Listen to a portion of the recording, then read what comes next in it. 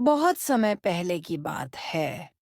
चांदनी नगरी नाम का एक अद्भुत राज्य था, जहाँ चारों ओर सुंदरता और खुशहाली फैली हुई थी।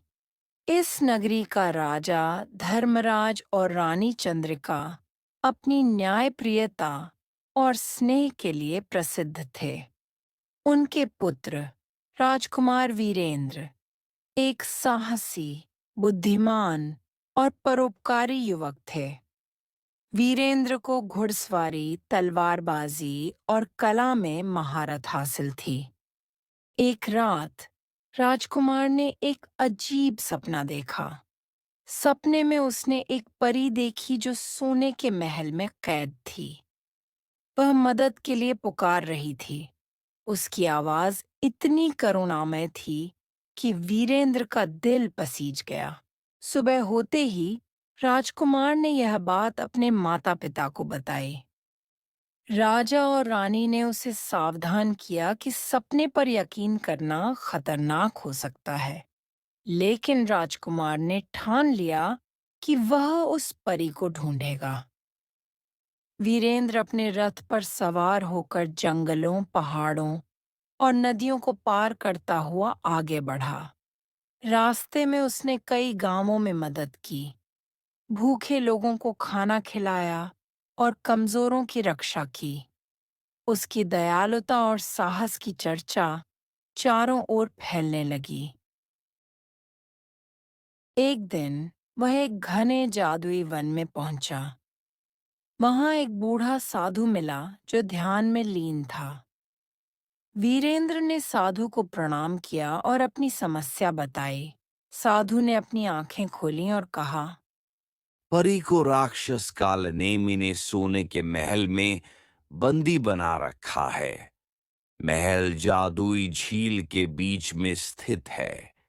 उसे छुड़ाने के लिए तुम्हें 3 परीक्षाओं से गुजरना होगा। साधु ने उसे एक जादुई तलवार और एक चमत्कारी अंगूठी दी। तलवार राक्षस से लड़ने के लिए थी और अंगूठी हर चुनौती को पार करने में मदद करती थी।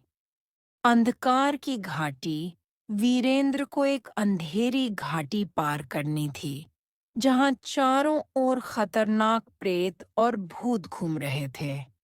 उसने जादुई अंगूठी का उपयोग किया, जो उसे रोशनी और सुरक्षा प्रदान करती थी। वीरेंद्र ने साहस से काम लिया और घाटी पार कर ली। जल राक्षस का सामना जादुई झील तक पहुंचने के लिए उसे एक विशाल जल राक्षस से लड़ना पड़ा। जल राक्षस ने भयानक लहरें उठाईं, लेकिन वीरेंद्र ने अपनी जादुई तलवार से उसे पराजित कर दिया। सत्य की गुफा महल के दरवाजे तक पहुंचने के लिए उसे सत्य की गुफा में प्रवेश करना पड़ा। गुफा में उसकी आत्मा का परीक्षण हुआ।